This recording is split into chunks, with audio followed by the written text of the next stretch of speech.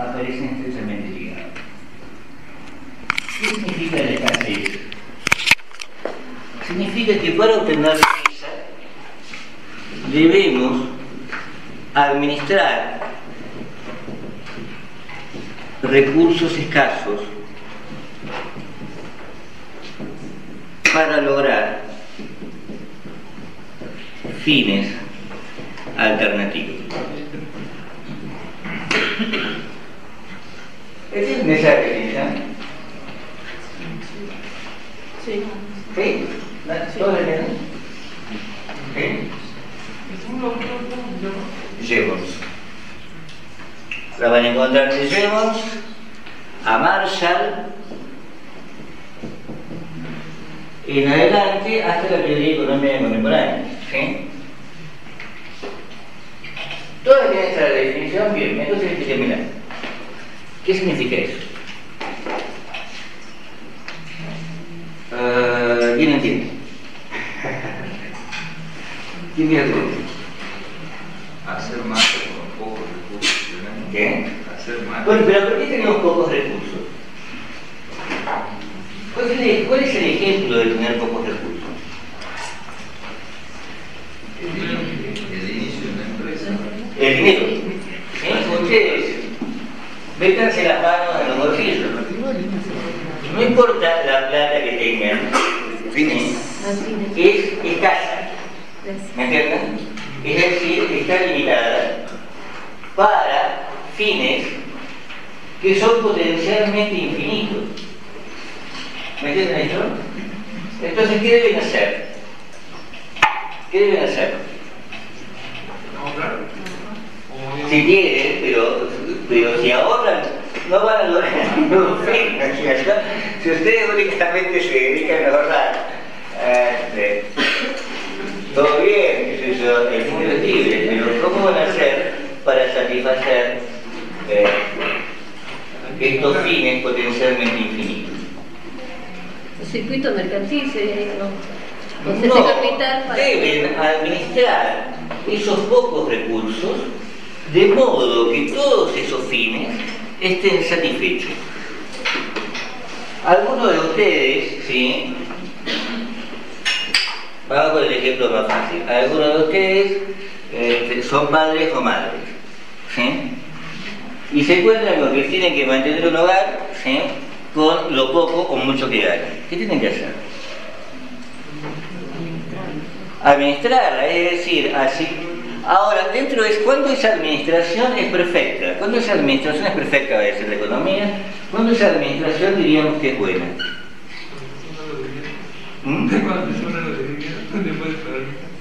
Vamos a ver que, puesto que a este nivel estamos hablando de consumo, no puede sobrar dinero. ¿No? A diferencia de lo que ocurre con el capitalista, ¿no? A un consumidor no le puede sobrar dinero, porque todo el dinero que obtiene está destinado al consumo. Incluso, aunque ahorren, ¿para qué ahorran? ¿Sí? Ahorran para algo, ¿sí? Y ese algo es un bien de consumo. ¿Me entienden esto? ¿Cuándo esa administración entonces la pregunta era buena? La pregunta era, ¿cuándo esa administración es buena? Cuando todos sus fines han quedado satisfechos, ¿sí? Sin saturar ninguno de ellos. ¿Me entienden? Es decir, cuando han probado un poco de todo, ¿sí? Han podido mandar sus hijos a un colegio, no el mejor colegio, ¿sí? No el que querían, ¿sí? Pero al menos lo están educando, ¿no es cierto? Han logrado comprar comida, ¿sí? No la que querían, no la que les gusta, ¿sí? No los manjares que aparecen en Gourmet, pero algo de comida. ¿Me entienden esto? ¿Sí? Han logrado pagar los impuestos, ¿sí? Han, etcétera. ¿Me entienden? Han logrado comprarse zapatillas, han logrado ir a bailar, han logrado tomar café. Y todo es un poco de algo. ¿Me entienden? Eso se llama, ¿sí? Canasta óptima. ¿Me entienden? ¿Cómo? Canasta óptima. ¿sí? Eso se llama óptimo. ¿Me entienden esto? Y una empresa hace lo mismo. ¿Me entienden? ¿Me entienden? Una empresa debe, ¿sí?, administrar un capital que es también por definición escaso para comprar mano de obra, para comprar herramientas, etcétera, etcétera, etcétera. ¿Me entienden? Sí. Entonces, esa es la primera definición. Esta es la definición de ciencia económica. Ahora, ¿qué entendemos en general por economía? ¿Sí?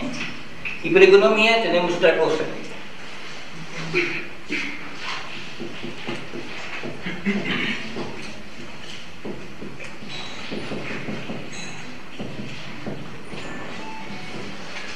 Por economía entendemos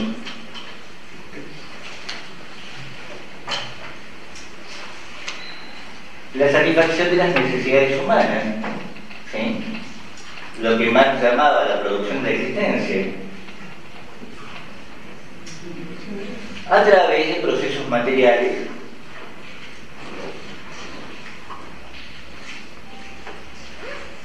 de provisión de bienes y energía.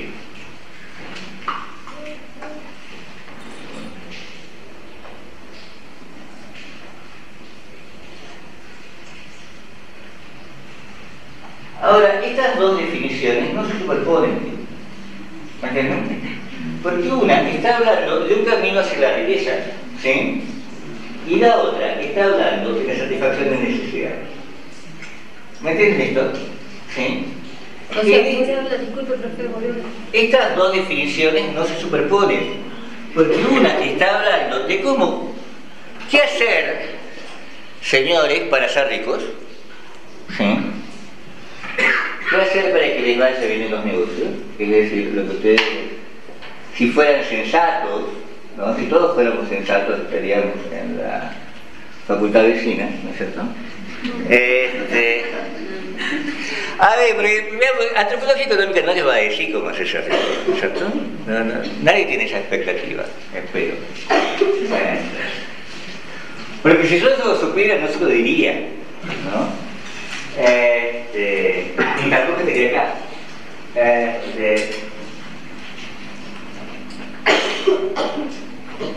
Y la otra definición nos está hablando de procesos colectivos,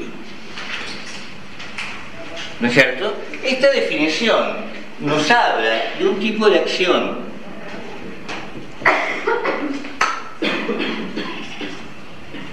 y es la que vieron el año pasado algunos de ustedes, ¿sí?, cuando vieron Weber, ¿sí?, esto que Weber llamaba la acción racional con arreglo fin, que la teoría económica llama acción economizadora. ¿Me entienden? Y la segunda definición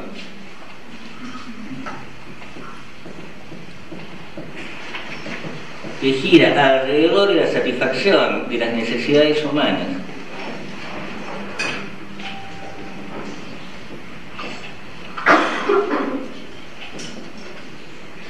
a través de la provisión de bienes, no está hablando de acciones, está hablando de instituciones y procesos.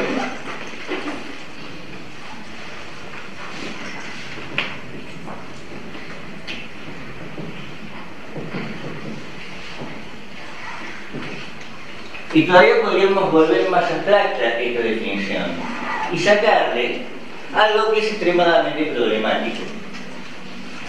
Sacarle esta idea, satisfacción de necesidades.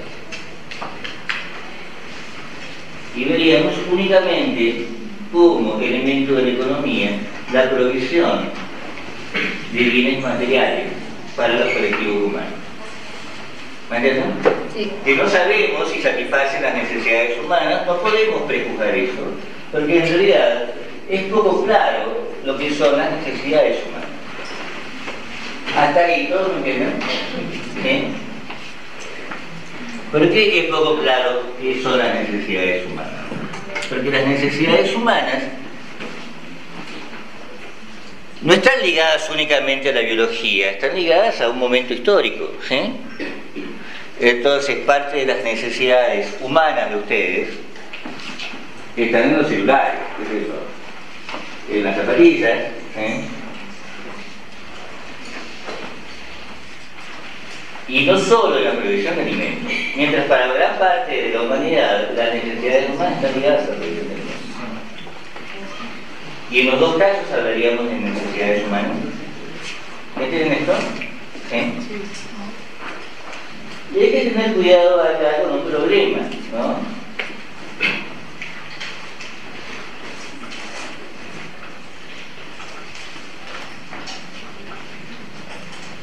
Y es que cuando hablamos de necesidades humanas, un celular parece superfluo, ¿no es cierto?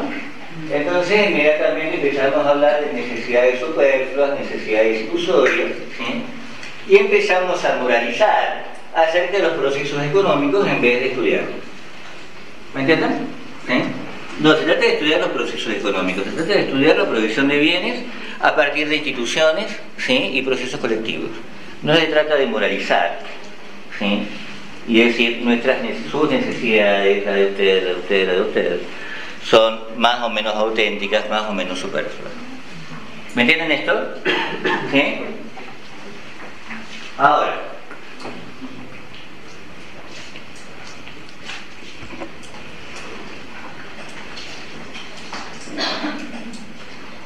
debemos, una cosita más, este año al menos, hacer esto. ¿Sí? Estudiar esto, ¿sí? Esta primera definición a través de la segunda definición. Porque si no entendemos esta primera definición y cuáles son, cómo es que ha surgido, cómo es que se ha vuelto tan poderosa, ¿sí? Como para que regule gobiernos y mundo, ¿sí? No entenderíamos nada del presente. Y el objetivo de la antropología económica, ¿sí?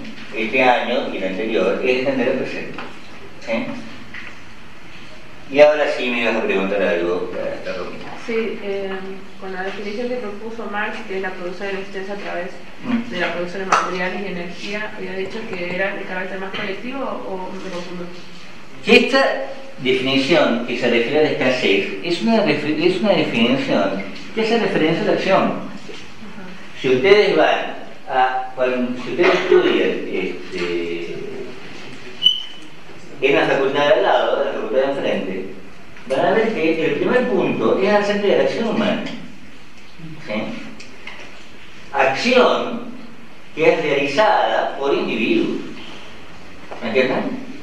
Vamos a ver que esta acción es una acción individual que construye un sujeto que se llama sujeto maximizador. ¿Sí? ¿Qué es este sujeto que busca este óptimo? En donde obtiene la satisfacción máxima de todos los objetivos que pretendía con los pocos o muchos recursos que posee. ¿Me entienden? Mientras esta definición va a pertenecer a una corriente en economía a la que estuvo ligada, está ligada a la antropología económica, que se llama institucionalismo.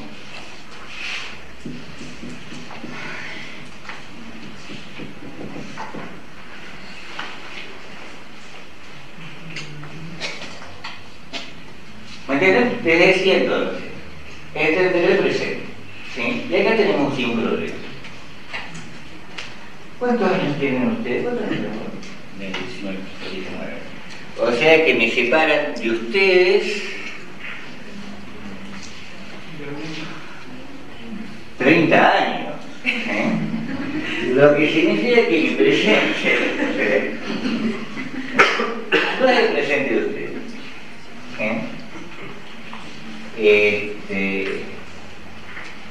Y tiene un punto muy importante para la antropología económica que yo voy a suponer todo el tiempo. No puedo evitarlo.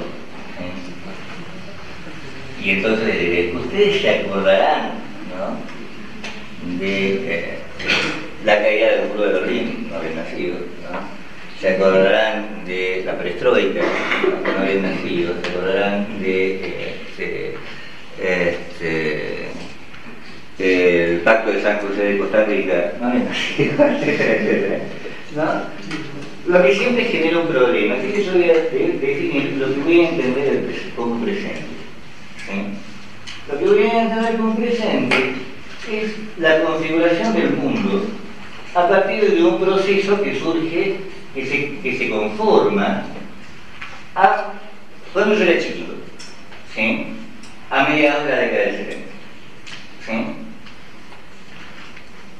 En función de ese proceso, ¿sí?, mi experiencia infantil y la experiencia de ustedes ha tenido una ruptura, ¿sí?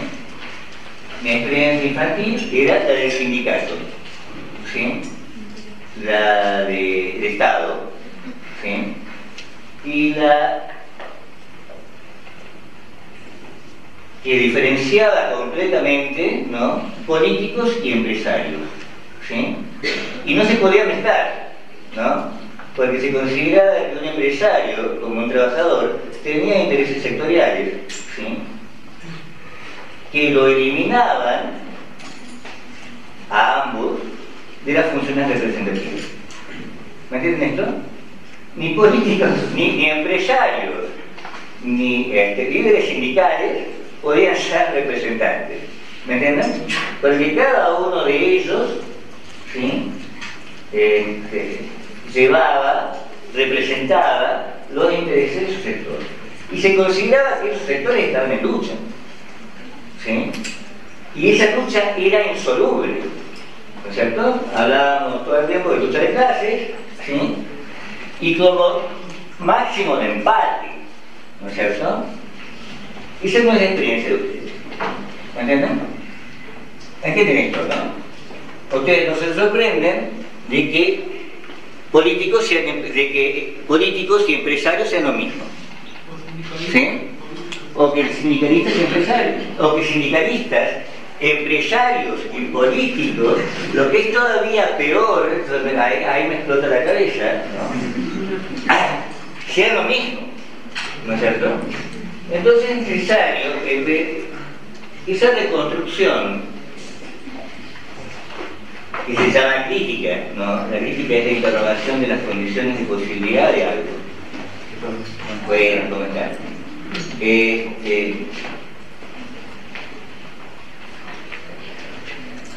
esa tiene que ver con un proceso, ¿sí? Ese proceso, esto se presente, es el ascenso del neoliberalismo.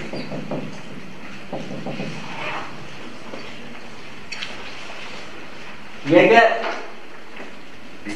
salgo de esto, voy a aclarar de vuelta. Neoliberalismo no es un insulto. Nuevamente no voy a moralizar sobre la teoría económica. Neoliberalismo, ¿sí?,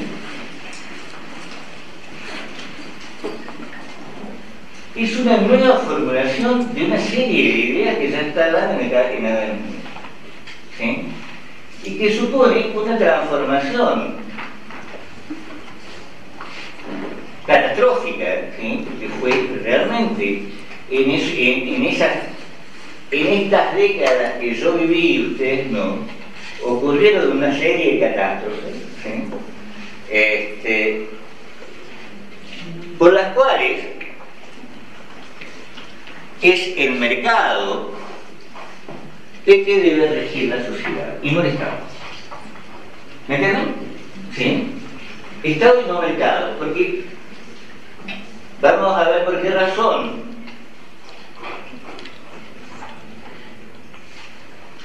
es discutible que el Estado nos garantice un buen orden. ¿Sí? ¿Me entienden esto? Un orden que podamos compartir todos nosotros. ¿Me entienden esto?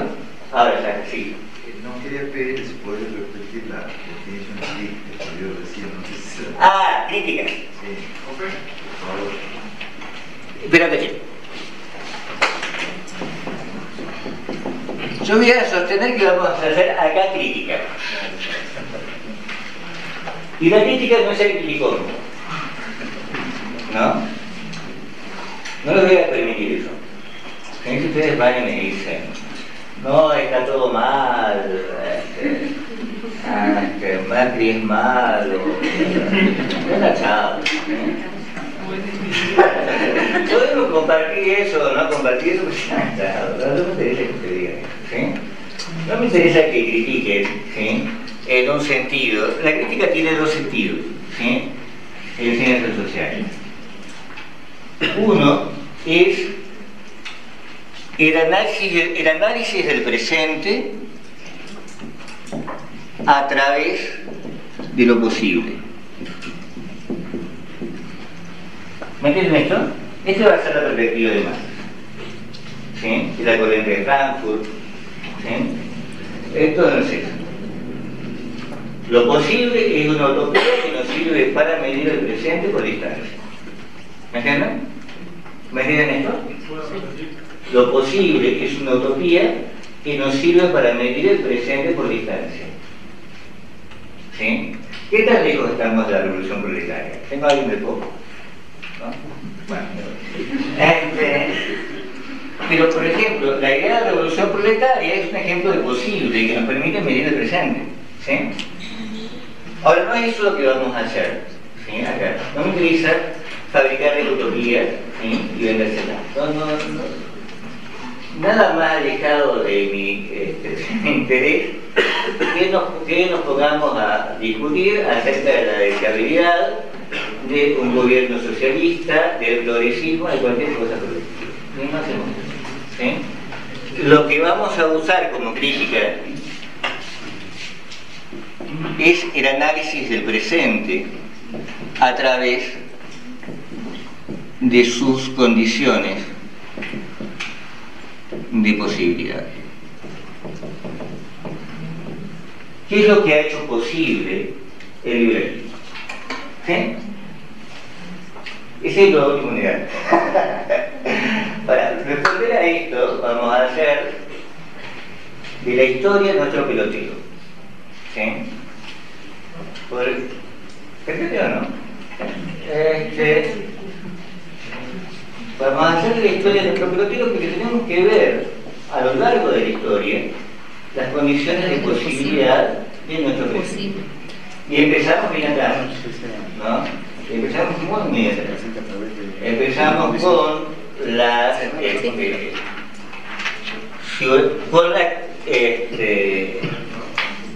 emergencia de las ciudades-estado italianas en el siglo XIV. ¿Sí? Y de allí nos queda un largo trayecto hasta que veamos las últimas crisis que hemos tenido. ¿Sí? ¿Me entienden? ¿Se entiende esto? ¿Sí? Porque la biografía es la misma. La biografía es la misma. Salvo una serie de pequeñas diferencias que tendrían que estar concentradas en la unidad 1 y en la última unidad, sí. Esta idea de crítica, además, es la de Kant. ¿La biografía ya está en la fotocopia? No, toda la cartilla va a estar lista el viernes, ¿sí? Antes del viernes, jueves, junto con el programa. Me falta recortar algunas cositas. Bien. Entonces, ¿qué interrogamos acerca del presente?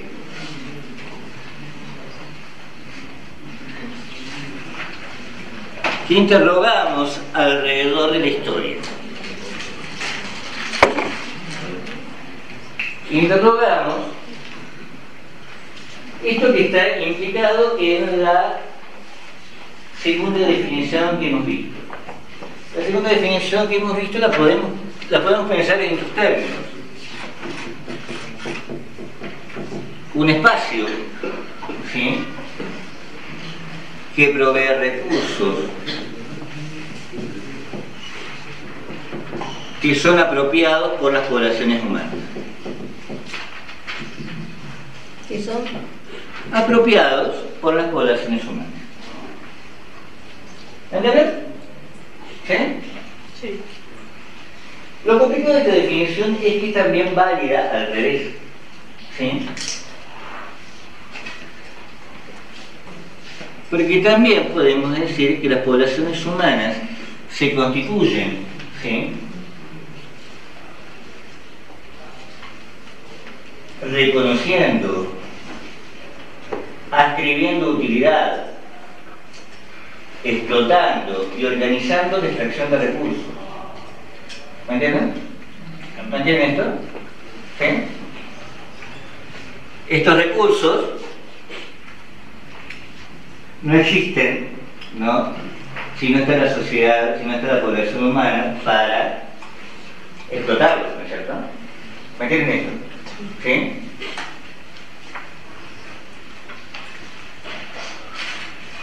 Hubo que esperar a Madame Curie, ¿no?, para encontrar alguna utilidad para el radio, ¿no? Hubo que esperar la revolución metalúrgica del Neolítico para encontrar alguna utilidad al metal, ¿no es cierto?, a la ceniza, etcétera, etcétera, ¿sí? Los recursos no están ahí, no son meramente pasivos, ¿no es cierto? ¿Me entienden esto? Entonces, ¿qué hacemos con qué hacen las poblaciones humanas con los recursos? Reconocen su existencia,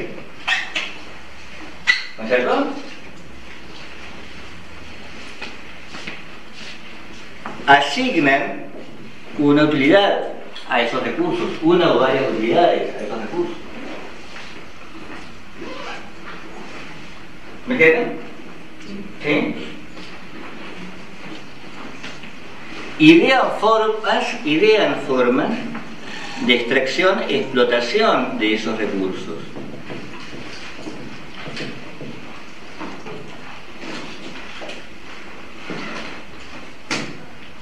¿Sí? Y finalmente, esas formas de explotación llevan a organizaciones colectivas que guardan diversas relaciones, ¿no?, con la organización social.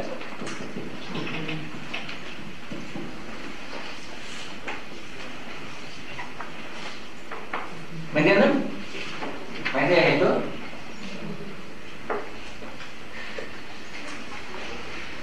No en cualquier momento puedo crear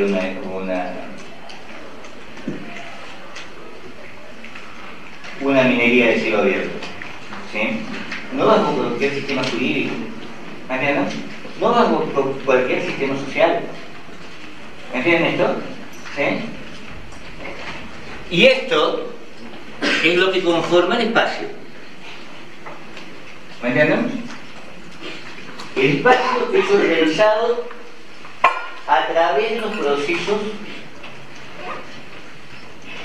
de producción. ¿Me entienden? ¿Me entienden esto? Y esto es extremadamente importante para nosotros. Porque ¿cuál es nuestro espacio global? Un espacio en donde no ocupamos el centro, ¿no es cierto? Ocupamos más bien la periferia. ¿Me entienden? Es decir, que esta asignación de recursos a poblaciones humanas genera o va a generar a lo largo de la historia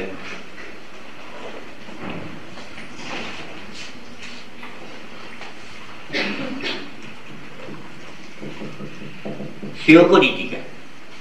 ¿Me entienden? ¿Entienden este término? ¿Sí? Las relaciones de jerarquía dentro del globo. ¿Me entienden esto? A esta geopolítica nosotros le vamos a dar un nombre que es desde ahora es muy importante que se vayan familiarizando, ¿sí? A esta geopolítica nosotros la vamos a llamar sistemas mundos. ¿Cómo, profe? Sistemas mundo o economías mundo.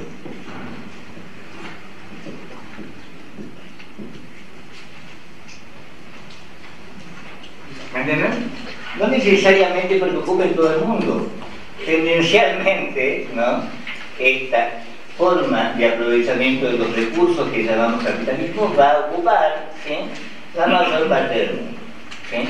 Ahora, no necesariamente ha sido así siempre, pero sí hemos tenido a lo largo de la historia diversas zonas económicas que cada una de las cuales ha operado como un mundo en sí mismo. ¿Me entienden? El mundo asiático en el siglo XI, ¿sí? ¿Me entienden? El mundo norafricano, ¿sí?, en el siglo XIII, sigue siendo. O sea que funcionaban como sistemas cerrados. O sea que funcionaban como sistemas no completamente cerrados, pero sí con una densidad de relaciones mayor entre ellos, mayor al interior que hacia el exterior. Así como autosustentables, se puede decir,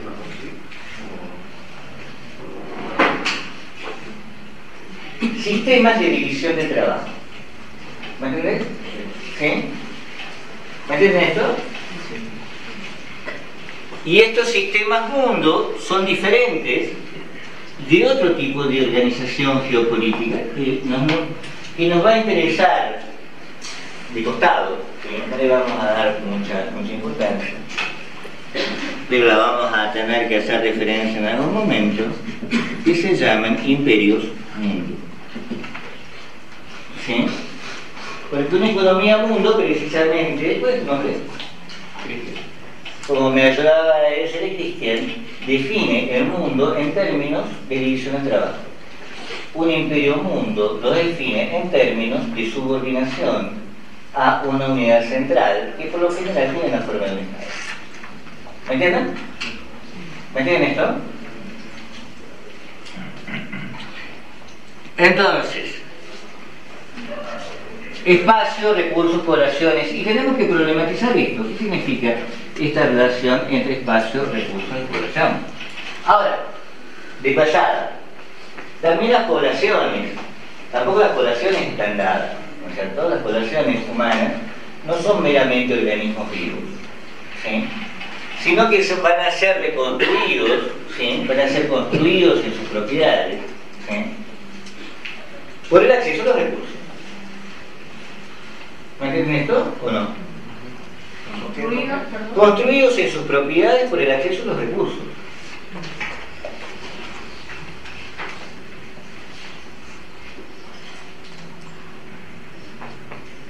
Fíjense la relación entre, por ejemplo, entre natalidad y nutrición. ¿Sí? Entre diferenciales de nutrición y diferenciales de acceso a recursos. ¿Sí? Entre diferenciales de natalidad y diferenciales alimentarios. ¿No es cierto? ¿Me entienden esto o no? ¿Por qué los sectores populares tienen más hijos que los sectores medios? ¿Por qué los sectores populares tienen más hijos que los sectores medios?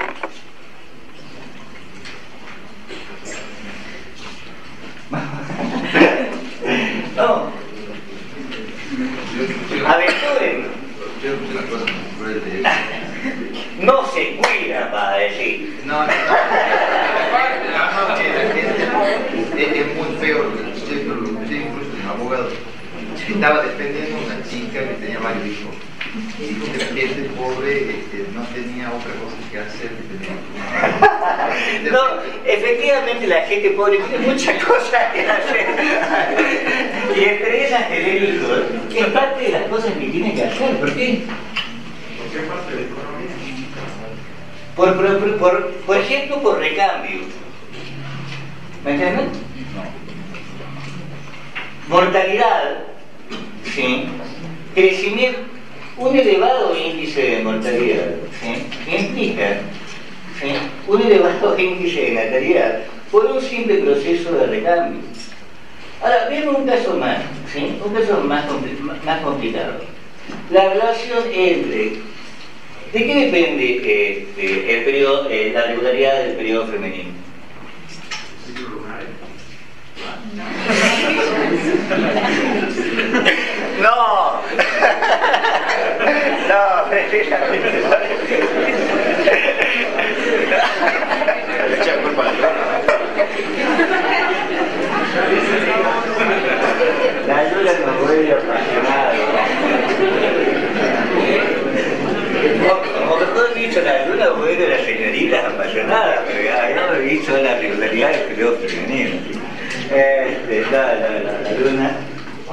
No importa. Todo se salva a lo menos. ¿De qué depende? ¿De qué depende? Entonces, Grasa corporal. ¿cómo? Grasa corporal.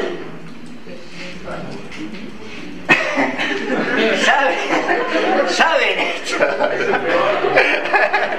Una delgaza toda. ¿Saben esto? Depende de grasa corporal. ¿Sí? Lo que significa es que los diferenciales de alimentación alteran la regularidad del ciclo femenino. ¿Sí? Lo que supone que parte de la población, ¿sí?, en la medida en que disminuye su grasa corporal, ¿sí?, altera también sus posibilidades de concepción. ¿Me entienden esto? Mientras que otra que la va acumulando, y la va acumulando por un simple proceso, por un proceso que es también económico, de qué se alimentan los sectores populares, cuando se alimentan. ¿No? ¿Qué comen los argentinos que comen? Es un libro muy importante que vamos a pegar una ojeada de una antropóloga argentina que se llama Patricia Aguirre. Patricia Aguirre, perdón. ¿Qué comen los sectores populares? Hidratos de carbono y grasa. ¿Me entienden? ¿Me entienden esto? Sí. Entonces también la natalidad, ¿sí?, se altera por la distribución, ¿sí?, por procesos económicos de distribución.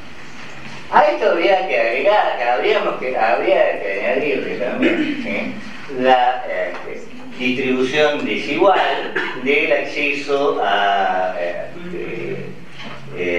prácticas anticonceptivas, salud reproductiva, etcétera, etcétera. Impacto mayor o menor de el catolicismo, porque ustedes vieron que para el catolicismo cada esperma es santo, no digamos los óvulos. Así que con todo eso, nos importa este aspecto, ¿sí? Las poblaciones no son naturales, ¿sí?, sino que también los procesos económicos van a impactar en nuestras poblaciones y van a definir algo que parece tan natural, digamos, ¿no?, como la tasa de natalidad. ¿Sí? Profe, Eu. y en ese sentido, o sea, ¿de quién depende? O sea, ¿depende de la intervención del Estado o de quién? Utopías no doy. Utopías no doy, no voy a dar. ¿Sí? Después discutimos eso en café, si quieren, ¿sí?, o en consulta, ¿no? Primero veamos de quién ha dependido, ¿sí?,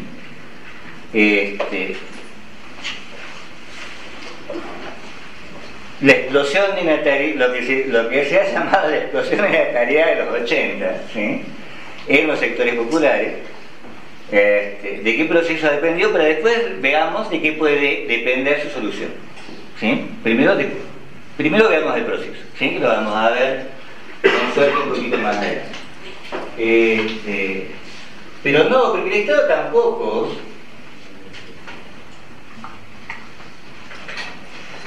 también es como la población, ¿cierto? El Estado no es una cosa igual a sí misma, ¿no?, que lleve en su ADN una programación de justicia, ¿no?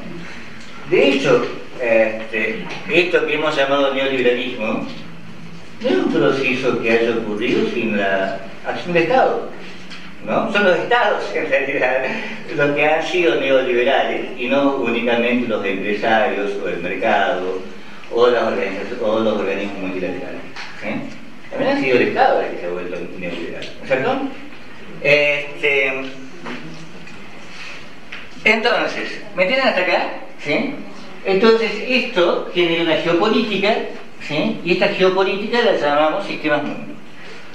Geopolítica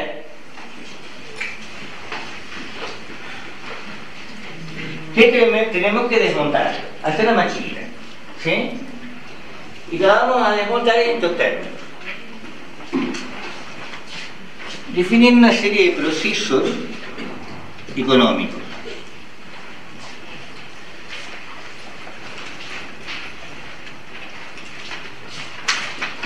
producción, distribución, circulación, consumo.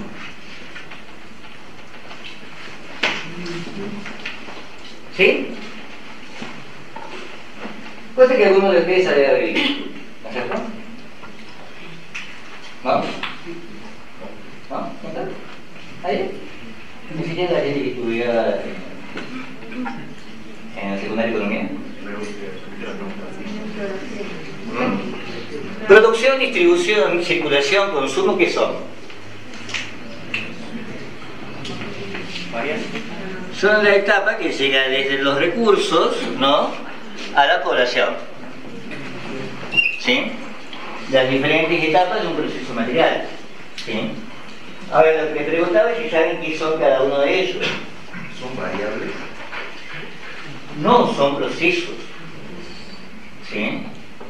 Cada proceso está constituido, ¿sí?, cada proceso está constituido por un mecanismo, ¿no? Y esos mecanismos sí son variables, de una sociedad a otra, de un momento histórico a otro, ¿sí? Pero lo vamos a hacer así, cosa de poder después no confundirnos cuando hablamos de cosas en apariencia tan sencillas como el dinero. ¿Sí? ¿Qué es el dinero? ¿Sí? ¿A qué parte del proceso pertenece? ¿Sí? ¿Qué es una industria? ¿A qué parte del proceso pertenece? ¿No es cierto? Bien, entonces, la producción, una cosa interesante, ¿no? Desde lo vamos. En general, las teorías económicas no son teorías que hayan incorporado el consumo.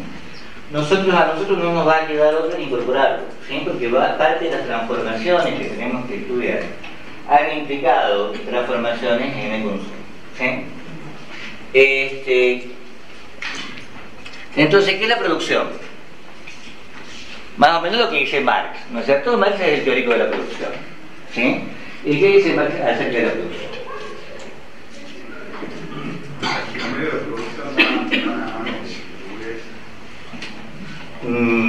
Bueno, pero ¿qué es la producción? La transformación de recursos. Es una transformación de recursos, ¿sí?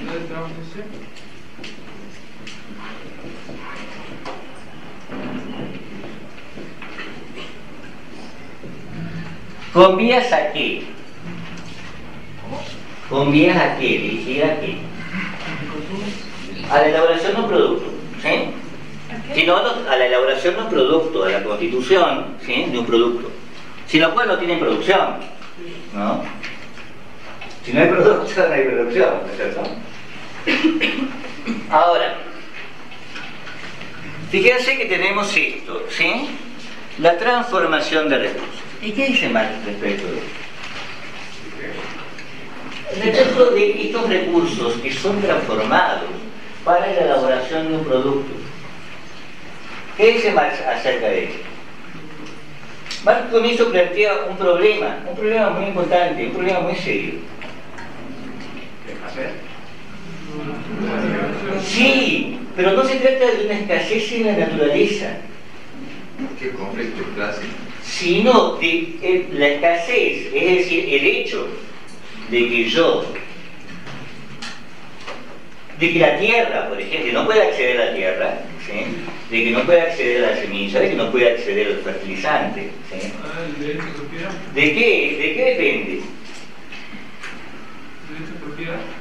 Depende de algo que se llama propiedad, pero que tiene la propiedad misma pertenece a un proceso más amplio, ¿sí? Pertenece al problema, que es el problema de la apropiación de los recursos. Lo que se supone que los recursos no están distribuidos igualitariamente, homogéneamente en el cuerpo social, ¿no es cierto? Los recursos son apropiables, ¿sí? Y de allí que tengamos que ver acá formas de apropiación, ¿Sí? ¿Ustedes me escuchan? ¿Sí?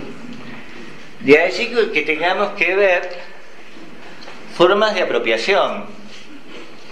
Para tranquilizarnos un poquito, en general, esta va a ser la única clase sin PowerPoint, ¿no? Le voy a dejar también el PowerPoint en la cartilla y lo voy a dejar también. Va a ser una cartilla medio rara este año, ¿no? Porque además de todo también tiene mapas, jueguitos, trivias. Cosas para llenar.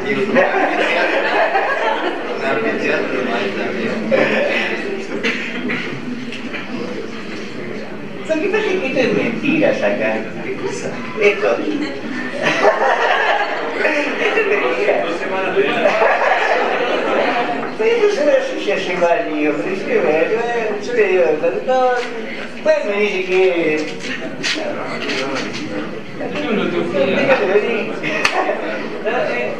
Eso es algo mucho lío. El año pasado,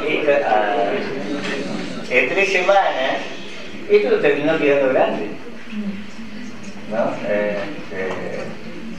Así que... si quieren, pido algo más grande, ¿no? ¿Así puede? Puedo pedir, ¿no? Pero la cuestión de pedir es gratis, como todos ustedes saben, ¿no? Si quieren, pase una hoja, ¿no? Pase una hoja y adjunto esa hoja para pedir un afiliado, ¿no? Si quiere.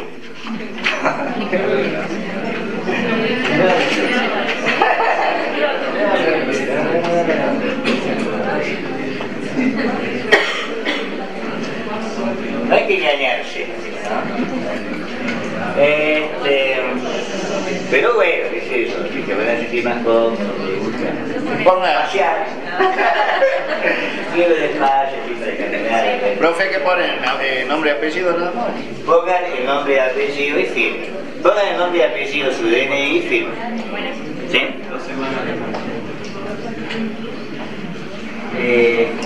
Bien, me perdí. No, todavía no.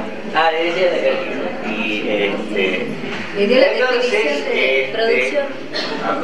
Dio la definición de producción. Y entonces estábamos en esto que es apropiación. ¿Sí? Habíamos dicho que íbamos a ver formas de apropiación. ¿Y cuáles son las formas de apropiación? Una apropiación libre, que ocurre a veces para ciertos recursos, ¿no es cierto?, sobre los que no opera.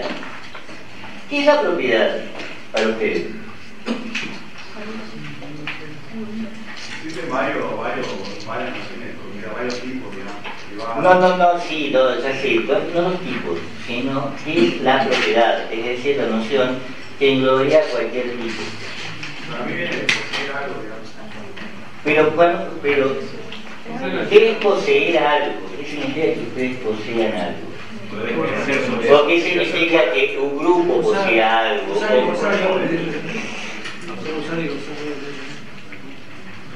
Y excluir a otro. Porque el problema de la propiedad no está tanto, está a la vez en esto que marca la filosofía burguesa para el caso de la propiedad privada, que es el uso, el fruto y el abuso, ¿no? Eso es lo que definiría la propiedad, ¿no es cierto? Lo que definiría la propiedad individual en realidad. Pero más importante que eso, está en la posibilidad de excluir a alguien, ¿sí?, del disfrute, del acceso, ¿sí?, a esos recursos. ¿Me entienden? De excluir a alguien, a algún grupo, ¿sí?, a algún colectivo. Y entonces, ¿sí?, vemos en claro cuál es la lógica de la propiedad, ¿no es cierto? La lógica de la propiedad es establecer cortes en el colectivo, ¿no es cierto? Establecer diferencias en el colectivo.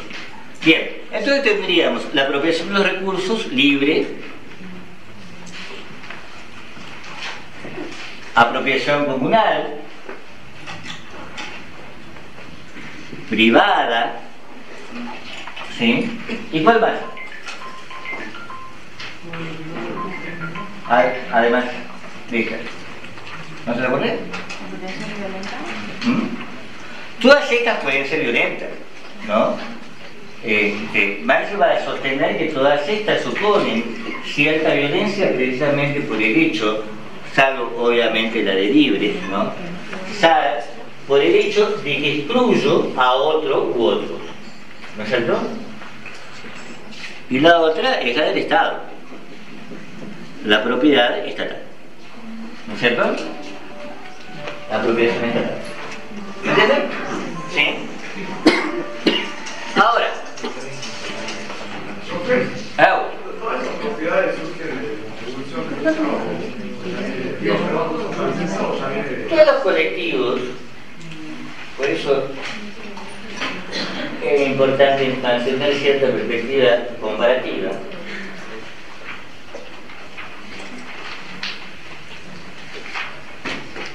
Tienen mecanismos de asignación de recursos, ¿sí? De una u otra forma. Aparte, a veces se diferencian entre apropiación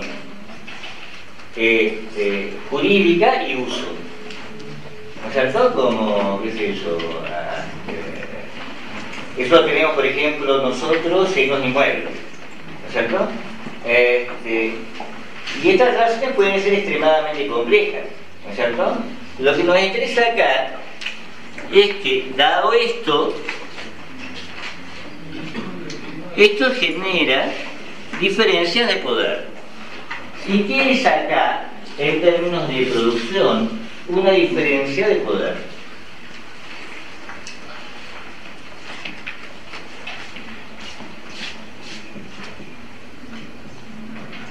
Una diferencia de decisión en el proceso productivo.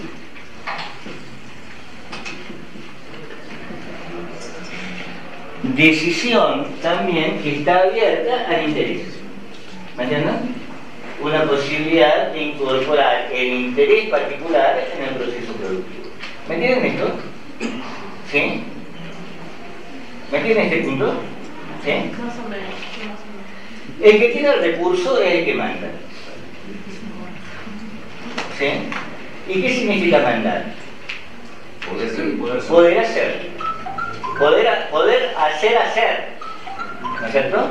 Porque uno de los elementos fundamentales de estos recursos, ¿cuál es? El trabajo. ¿No es cierto? Uno de los elementos fundamentales de estos recursos es el trabajo. Y entonces no únicamente este poder de decisión se vuelve poder de mando. ¿No es cierto? ¿Me entienden esto? ¿Sí?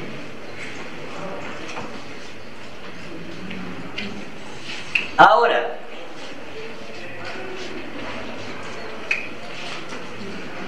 esta transformación de recursos, puesto que es social, implica cooperación. Ahora, puesto que hay apropiación de recursos, esta cooperación es inseparable del conflicto. ¿Me entienden esto? Es inseparable del conflicto. ¿Sí? Entonces, parte de lo que tenemos... ¿Me entienden? ¿Sí? Entonces, parte de lo que tenemos que ver es... Supongamos un proceso al que le vamos a dar mucha importancia, que son los procesos de automatización en el capitalismo. ¿Sí? Debemos interrogar estos procesos de automatización no únicamente en términos de eficiencia o eficacia, sino también en términos de disposición de conocimiento. ¿Me entienden esto? Porque hacia el siglo XIX y comienzos del XX, el trabajador es un trabajador hábil. ¿Me entienden? que exige, y ese es el elemento fundamental de la unidad sindical en las primeras décadas del siglo XX, exige el reconocimiento de su cualificación. ¿Entiendes?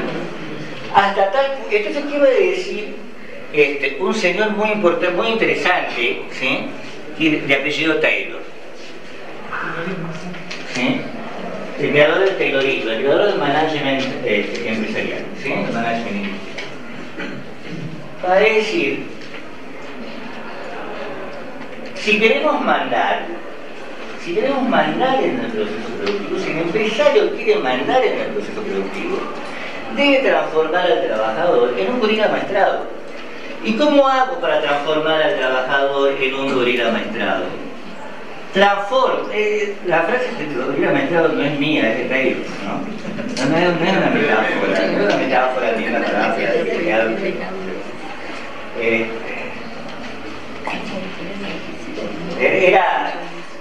un tipo gracioso, ¿no? Porque es un flaquito así más como yo.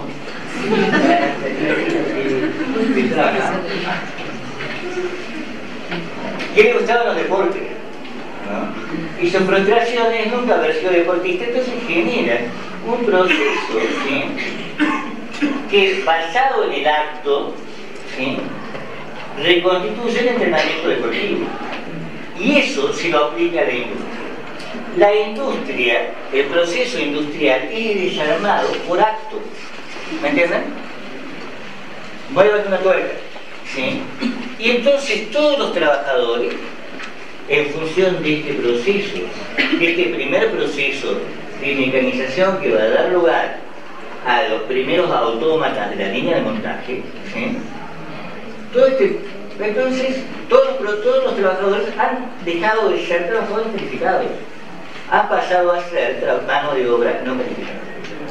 ¿Me entienden? Han perdido el proceso productivo. ¿Me entienden esto? ¿Me entienden este punto? ¿Sí? ¿Y eso ahora, mediante qué se produce? Mediante el salario. Entonces, la trampa es esta, ¿no? Es una millonada, no me acuerdo la cifra, después lo vamos a ver. Pero es muy interesante lo que dice la General Motors.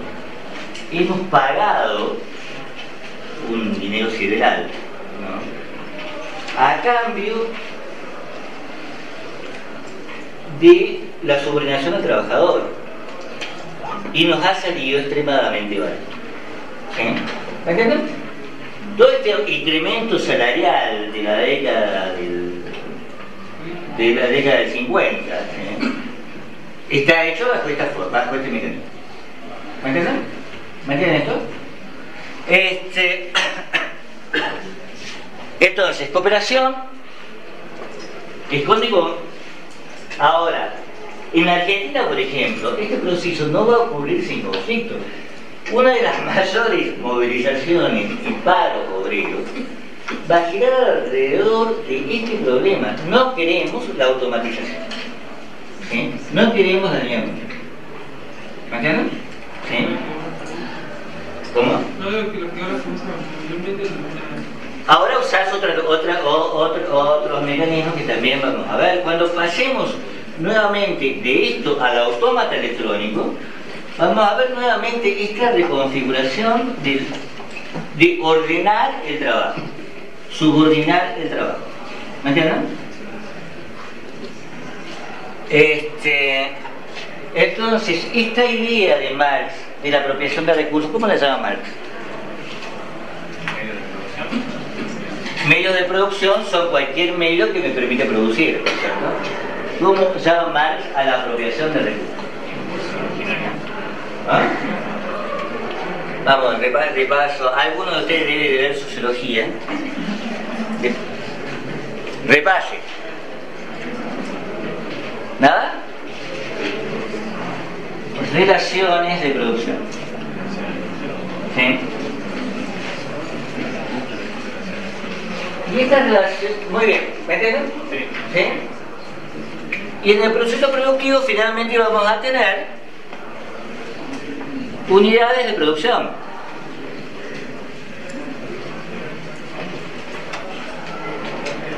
¿sí?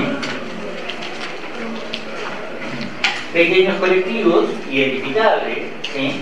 A través de los productos que realizan, ¿no es cierto? Ahora, estas unidades de producción, ¿cómo dijo pequeños qué dijo? colectivos identificables a través del producto que realizan, ¿sí?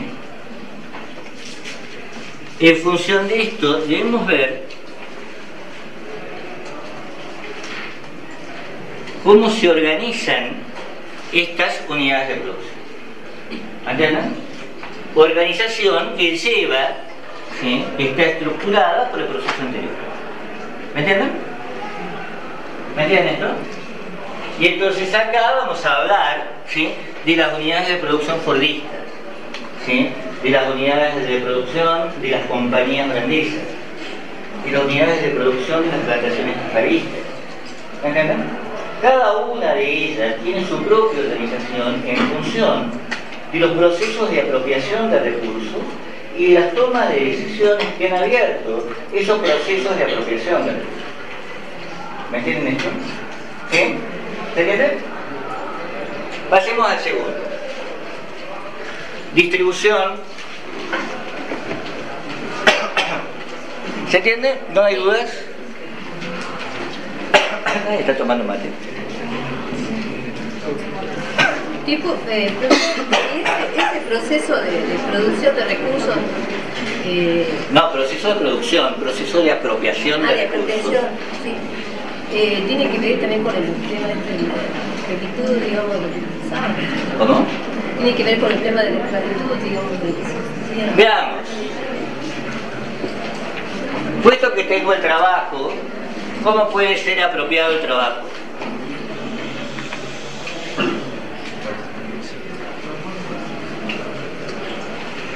El trabajo puede ser apropiado como trabajo esclavo, como renta, como impuesto, como trabajo asalariado. Con eso te contesto. ¿Sí? Sí. ¿Me entienden? Perdón, y una última cosa propia de la unidad de producción es esta. El beneficio.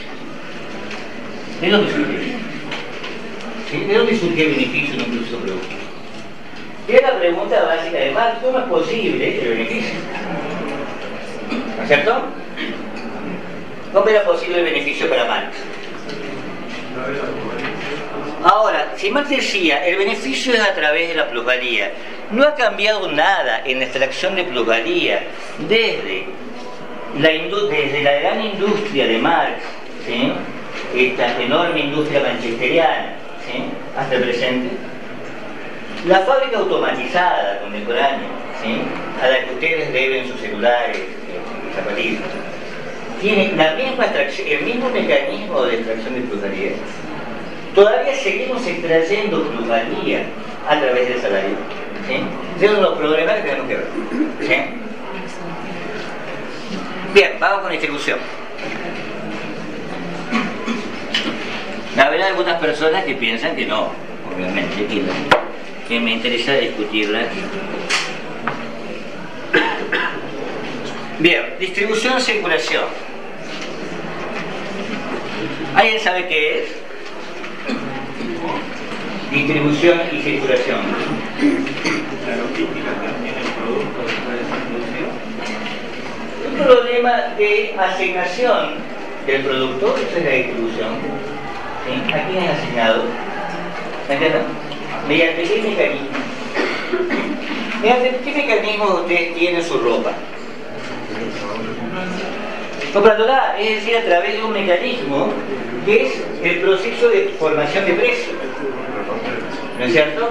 ¿Y de qué depende que ustedes tengan cartera o no tengan cartera?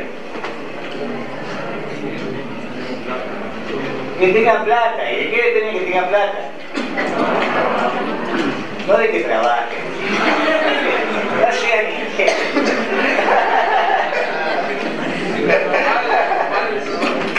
No sean ingenuos, depende de cuánto les paguen, depende del salario. ¿Sí? eso es válido tanto para arriba como para abajo.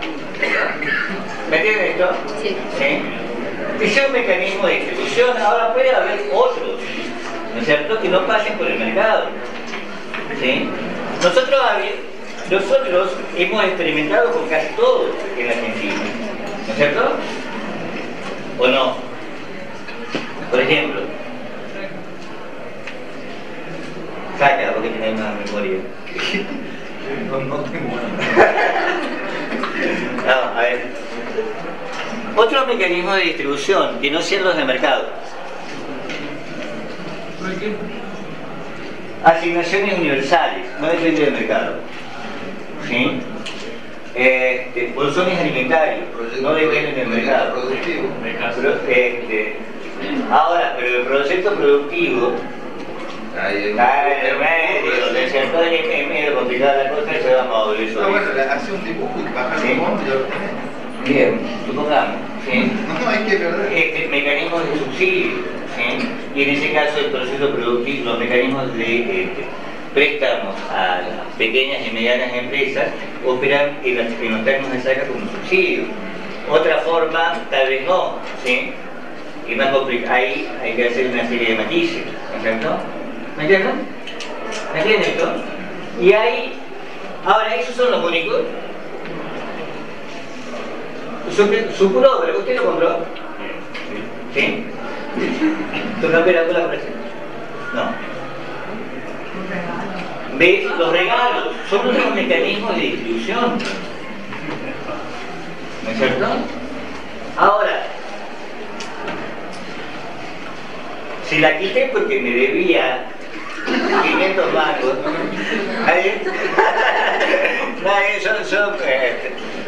me he visto gracias a que cobro mis deudas en ropa, ¿no? ¿Nadie?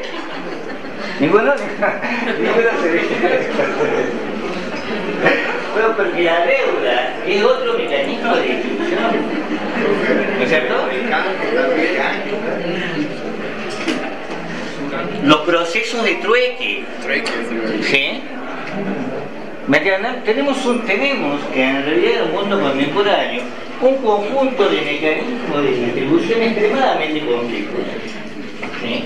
Incluso entre estados, porque los estados no operan necesariamente por el mercado. ¿Me entienden? Y hay operaciones interestatales que se aproximan más al trueque e incluso al subsidio que al mercado, ¿no es cierto? Nosotros y el gas boliviano, ¿sí? ¿No es cierto? ¿Saben eso? O sea que en realidad parte de nuestro gas está subsidiado por Bolivia, ¿sí? Bolivia prácticamente nos regala el gas, ¿sí? No nos regala, pero nos cobra, digamos, un precio por arriba de los impuestos. Los acuerdos bilaterales, ¿no es cierto? ¿Me entienden esto? Tenemos una serie de mecanismos entonces de distribución. El don, perdón.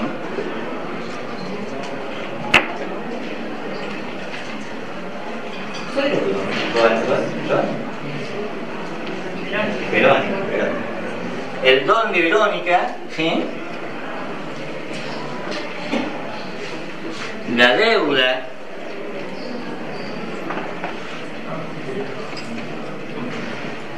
el intercambio, y cuando lleguemos al intercambio la cosa se nos vuelve complicadísima, ¿sí?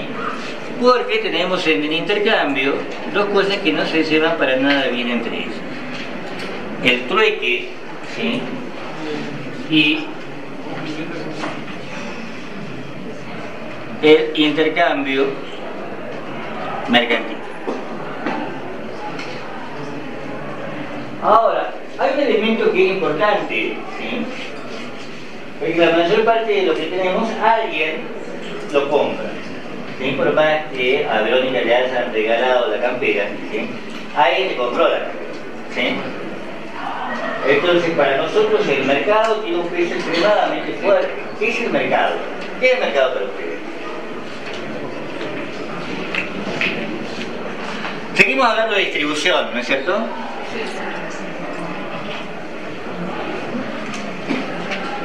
¿Qué es el mercado?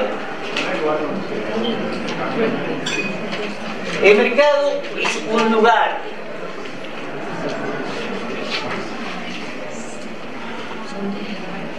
Efectivamente, durante la mayor parte de la historia, los mercados han sido lugares muy específicos, bajo fuerte control, donde surge beneficio mercantil y surge beneficio financiero. ¿Sí? Las ferias medievales, las ferias renacentistas, ¿sí? El mercado de San Miguel. Ahora, cuando nosotros hablamos de mercado, no nos referimos, ¿cierto? No nos referimos a un lugar, o no. Nos referimos a algo mucho más complicado que un lugar. Nos referimos a un mecanismo, ¿sí? Que ¿cómo opera? Demanda y oferta. Nos referimos a un mecanismo que vamos a llamar mecanismo autorregulado. ¿Me entienden? ¿Sí? ¿Me siguen? Y este mecanismo ¿autorregulado de qué? ¿Mecanismo de qué? Control. De formación de precios.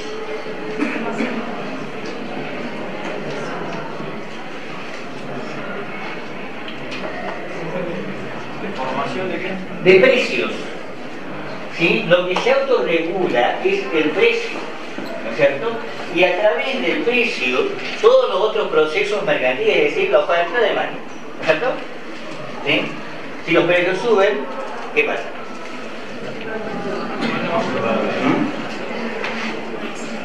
Bueno, todo eso que ustedes saben porque son consumidores, ¿no es cierto? Ahora, ¿cuándo surge este mercado autorregulado? Este mercado autorregulado, y Marx hace la pregunta a la economía política. ¿Sí? Es decir, a los economistas de su tiempo. ¿El mercado tiene historia? ¿O ha existido siempre? Porque en la obra de los economistas de Marx, y posteriores también, ¿sí? El mercado parece eterno, parece que siempre hubiera existido. ¿Sí? Porque el mercado depende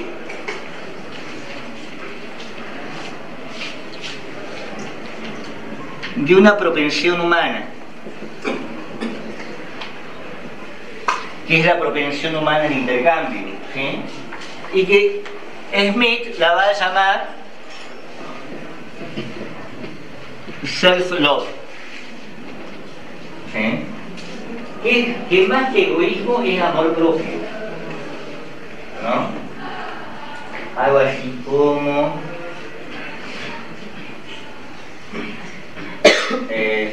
las cosas que nos satisfacen, ¿sí? Más que el deseo de estar separado de otro, ¿sí? Profe, dijo, ¿y cuándo surge el mercado autorregulado? ¿Y cuándo surge el mercado autorregulado? ¿Sí? Porque les decía, para la economía política, este mercado, al depender de esta propensión humana, parece haber existido siempre. ¿Entienden? Así que es importante dar una fecha, ¿sí? Y dar un lugar. Este mercado surge en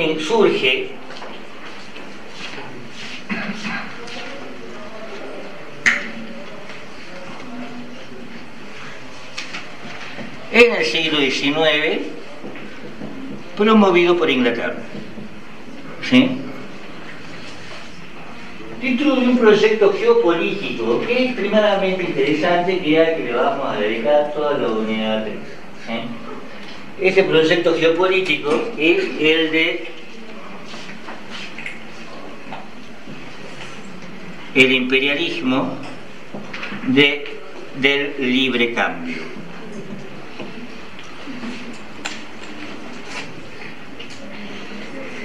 Y es un proyecto catastrófico, ¿no? Es un proyecto tan catastrófico, ¿sí? Que va a dar lugar a reacciones nacionales en contra. ¿Me entienden?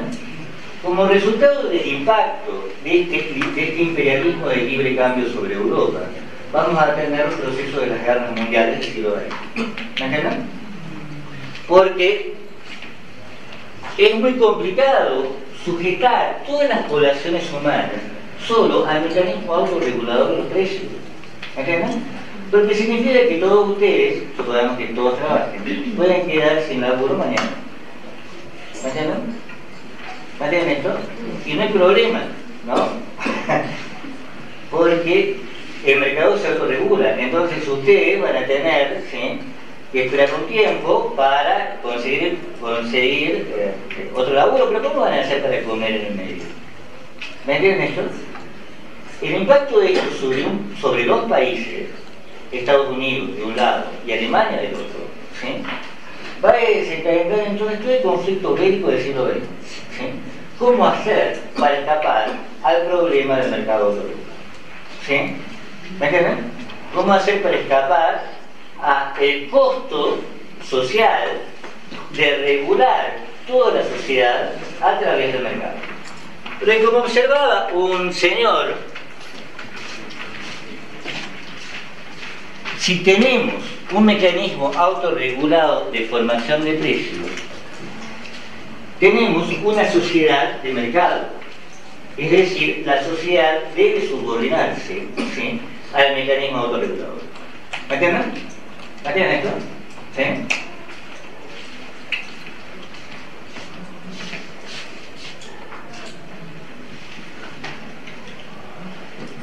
¿Qué dijo el profe?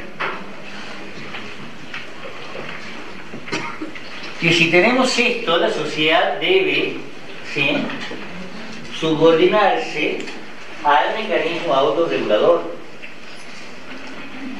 Eso significa un mercado. ¿Me entienden? Bueno, entonces pido un anfiteatro. Están todos de acuerdo. Van a seguir viniendo. Ternurita.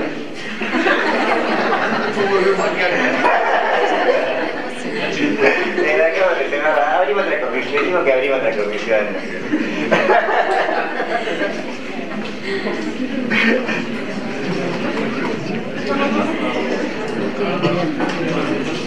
¿Me entienden esto? Ahora.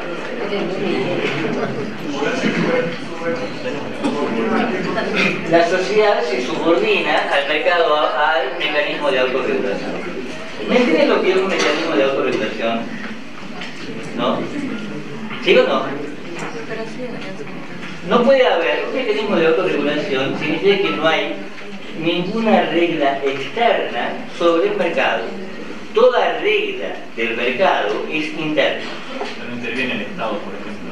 No interviene el Estado, no interviene la Iglesia, no interviene la moral, no interviene la estética, no interviene nada más que aquellos componentes interiores al Estado. El Estado opera solo a través de sus propias reglas. ¿Me entienden? Y opera de tal forma que construye un orden. ¿Me entienden? Porque podría operar a través de sus reglas y ser un caos. ¿Cierto? Y es lo que va a acusar, lo que van a opinar algunos economistas del siglo XX, en particular todo el grupo de Keynes. ¿Es el status quo? El status quo de muchas cosas. Bueno, ese orden establecido. No, ese orden. A ver.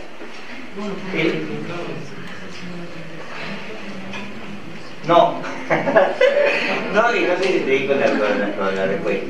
No, porque el mecanismo de autorregulación de los precios no constituye estatus. No, porque no constituye estados duraderos, sino constituye equilibrios dinámicos. ¿Me entienden? ¿Me entienden esto?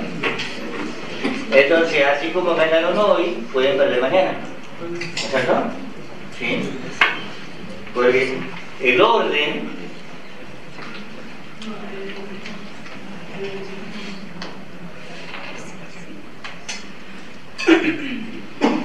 es un orden muy raro, es un orden, lo que se llama orden tendencial del conjunto. No es que todos sigamos reglas, ¿no?, como los códigos de convivencia de los sistemas jurídicos, ¿no es cierto?, sino que los recursos se asignan de la mejor forma posible. ¿Me entienden? O sea, es un concepto de sistema. es un concepto de un sistema dinámico. ¿Sí? Pero fíjense que el mercado tiene una propiedad muy interesante, precisamente implicada en su autorregulación. Nadie lo puede conocer. ¿Me entienden? El mercado no admite un punto de vista soberano, porque en el momento en que haya un punto de vista soberano se anula el mecanismo de autorregulación. Todos debemos ser igualmente ignorantes en relación con el mercado, porque fíjense qué pasaría si alguno de ustedes sabe, ¿sí?, cuánto va a estar el dólar, el yen, el euro en los próximos 3 años. ¿Qué pasaría? Una regulación. ¿Cómo? Una regulación, digo. Se elimina la regulación y entre catástrofe el propio mercado, ¿sí? Porque esa persona que sabe, ¿sí?, ese Dios, ¿sí?, que sabe el futuro, ¿sí?, elimina la competencia. ¿Me entienden? Y esto es lo otro, el punto importante que me faltaba decir. El mercado autorregulado, formador de precios, es por supuesto un mercado competitivo. ¿Me entienden? Como para aclarar un poco, porque también quería concentrarme en otro factor del mercado, cómo lo podemos ver, porque en una época hubo una crisis capitalista y subió al Estado, que también, ¿cómo? No, digo que hubo una crisis, digamos, y subió al Estado, tenemos manejando ese tipo de mercado.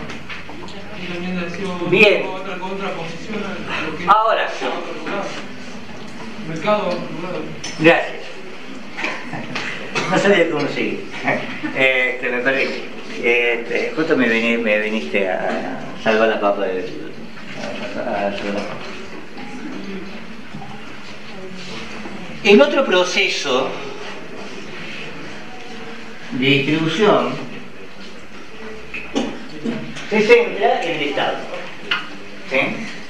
Ahora, ¿cuál es la relación entre Estado y mercado? Weber, ¿se acuerdan? ¿Se acuerdan? Decía que no puede haber capitalismo sin Estado, ¿sí?, porque solo el Estado da las condiciones de previsibilidad que precisa la empresa capitalista para poder obtener beneficios. ¿Me entienden? Entonces, el Estado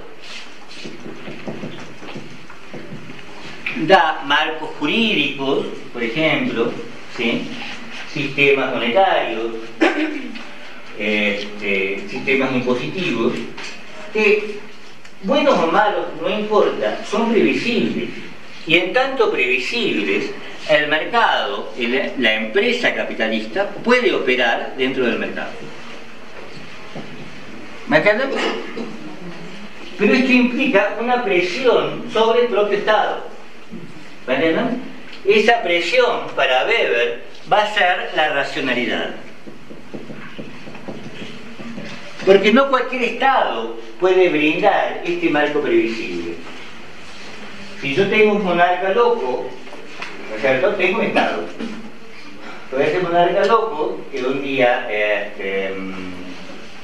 dice todo es mío, nada es tuyo, ¿sí?, todo es tuyo, nada es mío, dice el otro día, no puede generar ninguna previsibilidad y sin embargo tendríamos un Estado, ¿cierto? ¿Me entienden esto?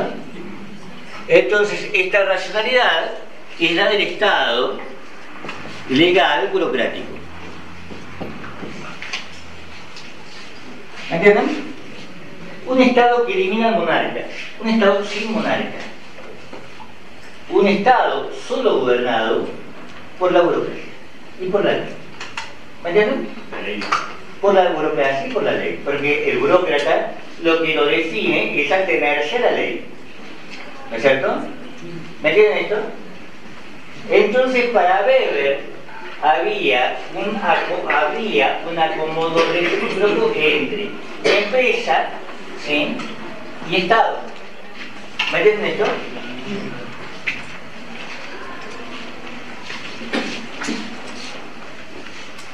¿Qué hace el Estado? El Estado tiene una actividad muy importante, que no tiene casi ninguna otra entidad,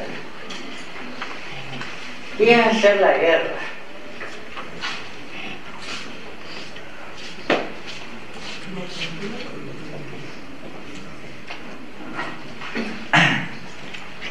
¿Y quién precisa el Estado para hacer la guerra? Recursos. ¿Y de quién son los recursos? ¿Me entienden? ¿Entienden esto? Entonces, a través de la guerra, el Estado se liga al empresario. Doble proceso, ¿sí? De un lado, entonces, entre beneficio, porque el Estado hace la guerra para proteger a las empresas, ¿no es cierto? Esto lo vamos a ver como una constante que comienza precisamente en las ciudades-estado italianas, ¿sí? A fines de la Edad Media, ¿sí? En donde la empresa estatal fundamental es asegurar el beneficio, ¿sí? De las industrias florentinas, ¿sí? ¿Me entienden? De los negocios mediterráneos, ¿sí? Y lo mismo va a ocurrir con Holanda, lo mismo va a ocurrir con España, lo mismo va a ocurrir con Inglaterra, lo mismo ocurrió con Estados Unidos, pero todo el mundo sabe, ¿no es cierto? El Estado, entonces, el beneficio deriva de la protección. ¿Me entienden? Tenemos que pensar el Estado como una máquina mafiosa. ¿Sí? ¿Qué hace una mafia? Vende protección, ¿no es cierto? E incluso genera peligros para que la venta de la protección sea un negocio, ¿no es cierto? Al Capone tenía asesinato, sociedad. Exactamente, bueno, tenemos que pensar algo así en el Estado, en el surgimiento del Estado, ¿sí? Beneficio ligado a la protección, pero también beneficio ligado a la deuda. Porque lo que tiene que hacer el Estado para obtener los recursos por los cuales realiza la guerra es tomar empréstitos. ¿Me entienden? Tomar empréstitos. ¿Sí? De allí que a todo lo largo desde el inicio del capitalismo tengamos esto, la relación de deuda, y con esto la génesis de esta palabra que se ha vuelto tan famosa. ¿Sí? La génesis de la finanza. ¿Me entienden? ¿Me entienden esto? ¿Sí? Circulación. Hasta ahí con esta ilusión.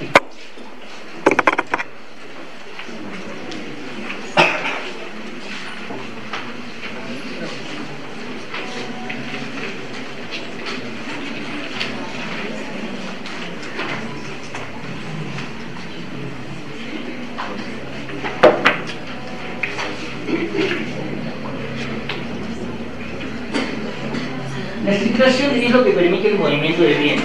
¿Qué es el proceso que implica el movimiento de bienes? El cambio de manos. Para hacerlo más corto, todo lo que había preparado hoy, que la tomamos solo proceso. ¿Sí?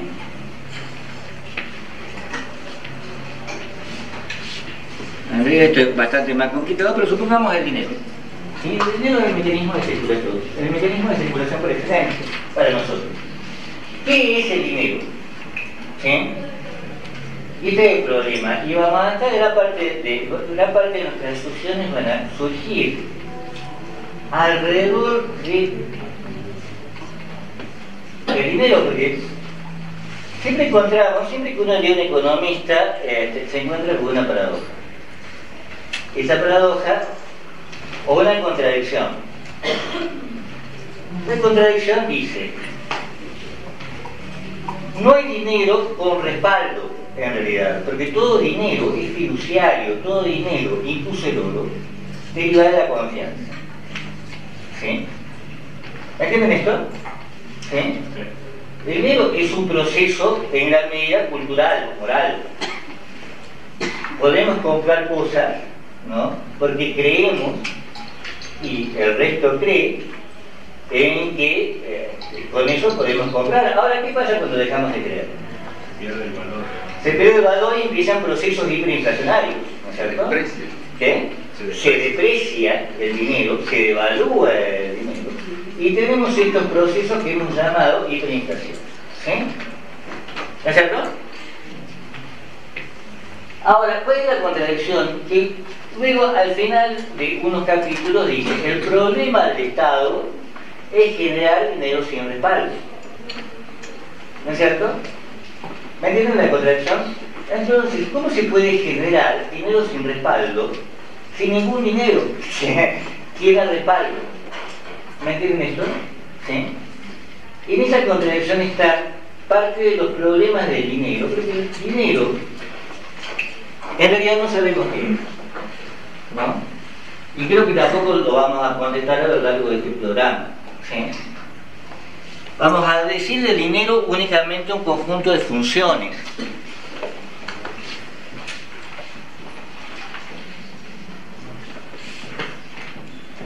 Medida de valor, ¿no es cierto? ¿Puede decir que media los valores? No, pero después vemos eso. Por ahora, medida, ¿sí? ¿Cuánto vale? ¿Me entienden? Tanto. Eso es una medida de valor. Pero ven que hay... ¿Había dinero? Usted, para decir, esta campera vale 1000 pesos, ¿precisan algo de dinero?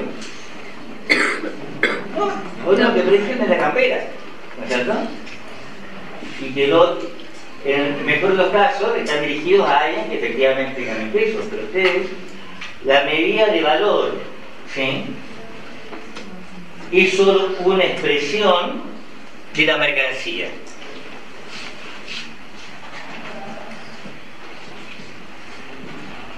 La mercancía expresa su valor. ¿Sí? Y esa expresión de valor es puramente ideal. Si yo soy ministro de Economía y digo que el precio vale $1, ¿me crees? Sí. Yo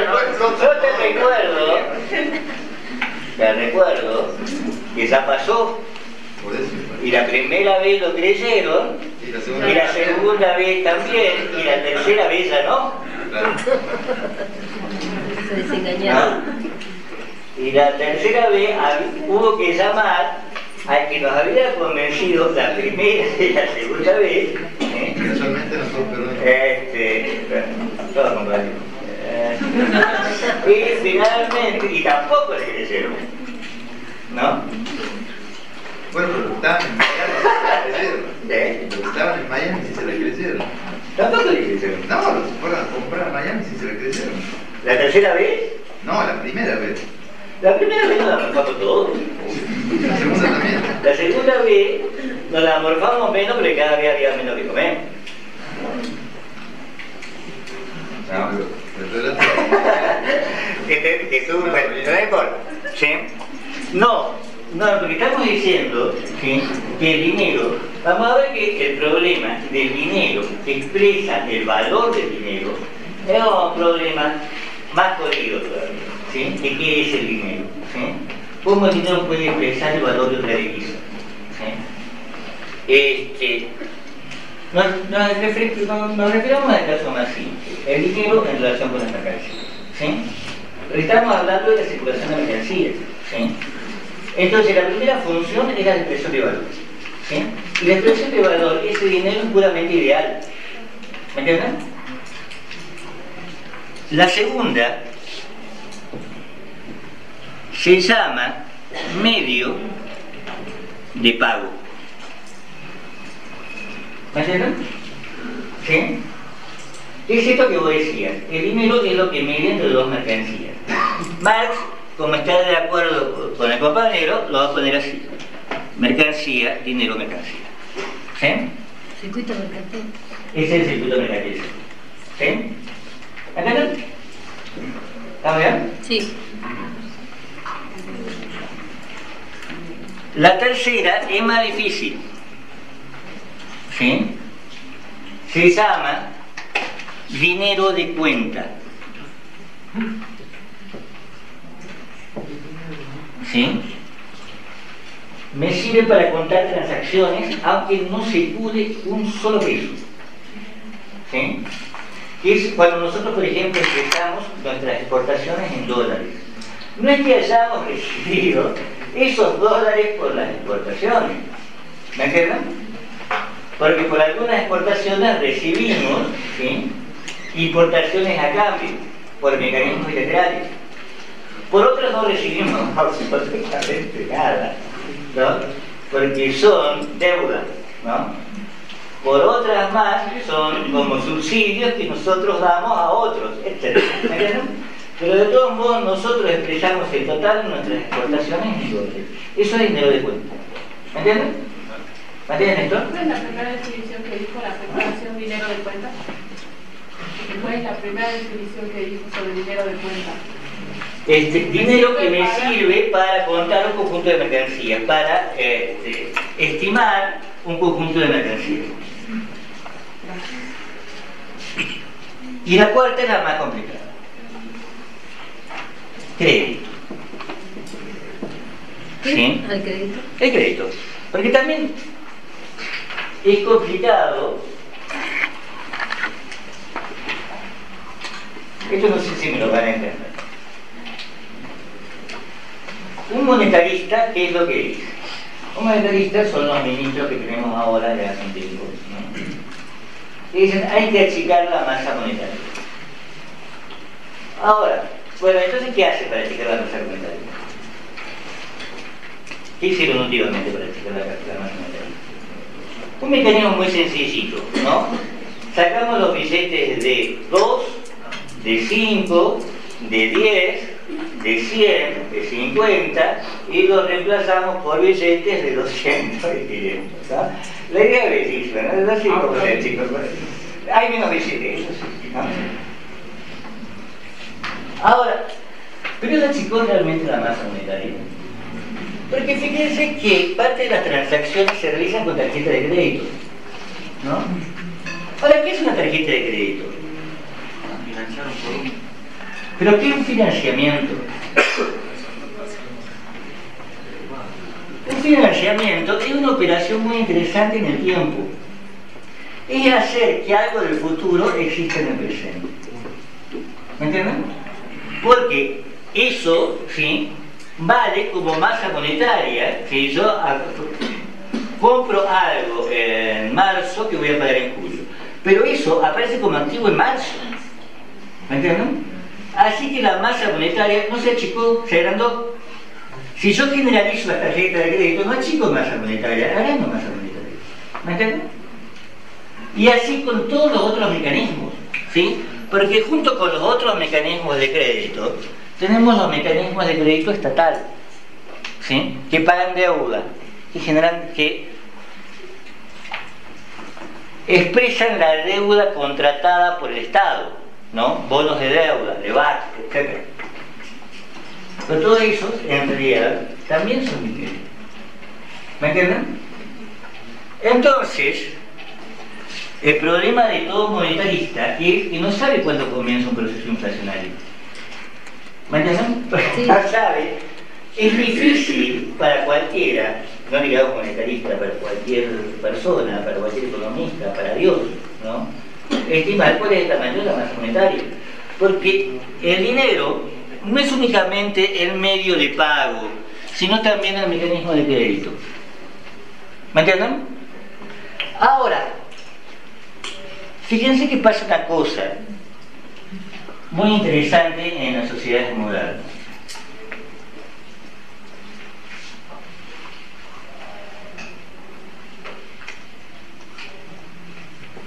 ¿Ustedes tienen tarjeta de crédito?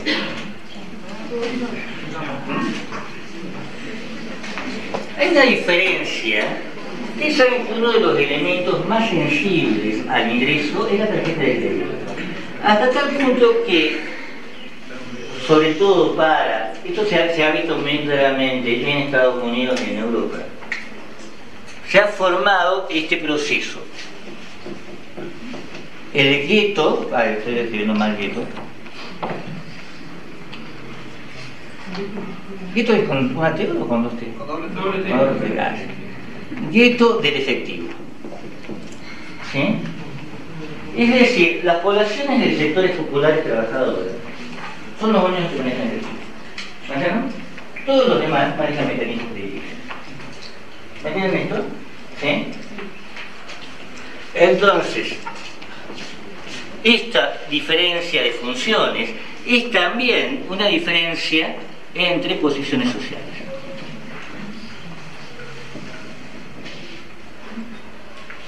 ¿Me entienden esto?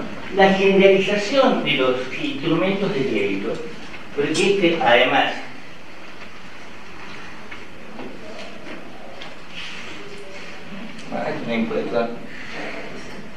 la generalización de los instrumentos de crédito para la población es parte de las transformaciones productivas del siglo XX. Porque si yo quiero producir más autos, ¿sí?, no solo tengo que ser más eficiente, manejar mejor la clase trabajadora, etc., sino que además necesito